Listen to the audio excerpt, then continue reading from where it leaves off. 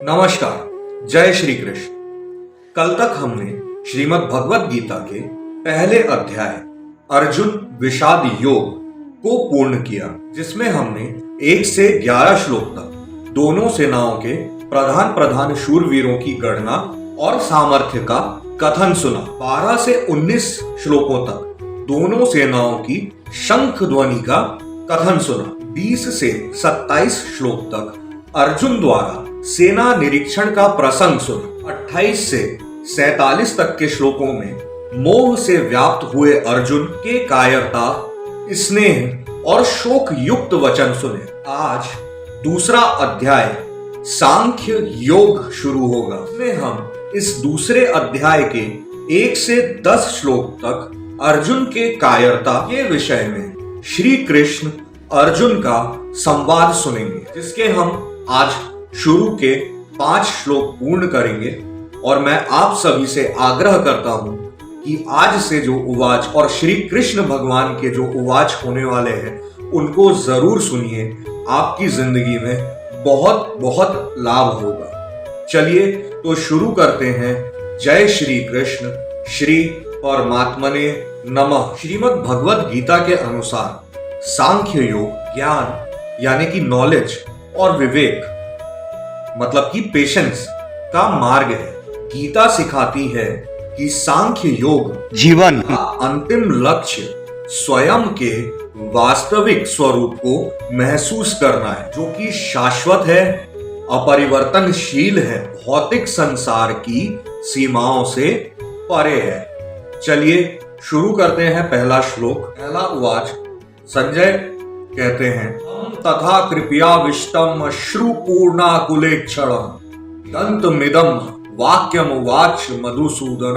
अब भगवान श्री कृष्ण के उवाच आते। उतस्तवा कशमलमिदम विषमे समुपस्थितम आर्यजुष्टम स्वर्गम कीर्ति करम अर्जुन क्लैब्यम मा स्म गमः पार्थ नैतत्त्वय्युपपद्यते क्षुद्रम हृदय दौर्बल्यम त्यक्वोत्तिष्ठ परंतप।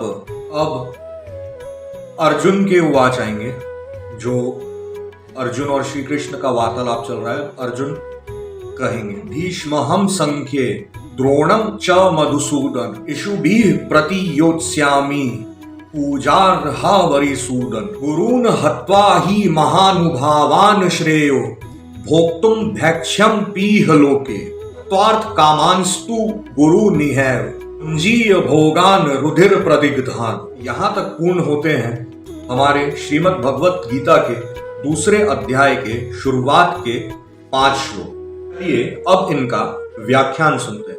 संजय अपनी दूरदृष्टि से धृतराष्ट्र को बताते हैं कि पूर्वोक्त प्रकार से करुणा करके व्याप्त, आंसुओं से पूर्ण तथा व्याकुल नेत्रों वाले शोक युक्त उस अर्जुन के प्रति, यहां पर अर्जुन रो रहे हैं, और शोक युक्त उस अर्जुन के प्रति मतलब उनके प्रति भगवान मधुसूदन ने यह वचन कहा।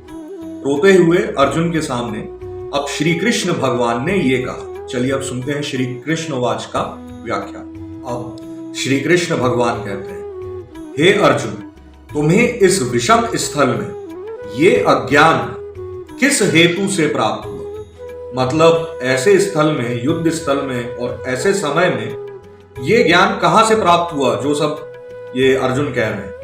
और फिर कहते हैं, क्योंकि ना तो श्रेष्ठ पुरुषों से आचरण किया गया है, ना स्वर्ग को देने वाला है, ना कीर्ति को करने वाला है।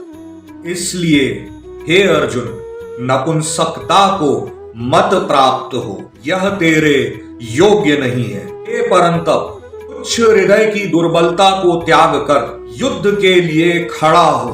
तब अर्जुन बोले, हे मधुसूदन, मैं भीष्म पितामह और गुरु द्रोणाचार्य से किस प्रकार बाणों से युद्ध करूंगा? कैसे युद्ध कर सकता हूं? एक भीष्म पितामह और दूसरे गुरु द्रोण। और कहते हैं कैसे युद्ध करूंगा, क्योंकि वह दोनों ही पूजनीय है। इसलिए इन महानुभाव गुरुजनों को न मारकर, बोल रहे हैं कि नहीं मारेंगे। और कहते हैं, इस लोक में भिक्षा का अन्न भी भोगना कल्याणकारक समझता हूं। मतलब अर्जुन कह रहे हैं कि मैं इन दोनों को ना मारकर भीख मांगने के लिए भी तैयार हूं, भीख मांग के खाने के लिए भी तैयार, कि गुरुजनों को मारकर भी इस लोक में रुधिर से सने हुए अर्थ और कामरूप भोगों को ही भोगूंगा। तो यहां पर पूर्ण होते हैं श्रीमद् भगवद गीता के दूसरे अध्याय के शुरुआत के 5 श्लोक। अब कल अर्जुन कहेंगे कि हमें तो कुछ भी नहीं पता, हमें तो ये भी नहीं पता कि युद्ध करना श्रेष्ठ है कि नहीं श्रेष्ठ है। अब ये कल सुनेंगे, कल के लिए इंतजार कीजिए। और हाँ, कमेंट में जय श्री कृष्ण, राधे राधे लिखते रहें। बहुत बहुत धन्यवाद।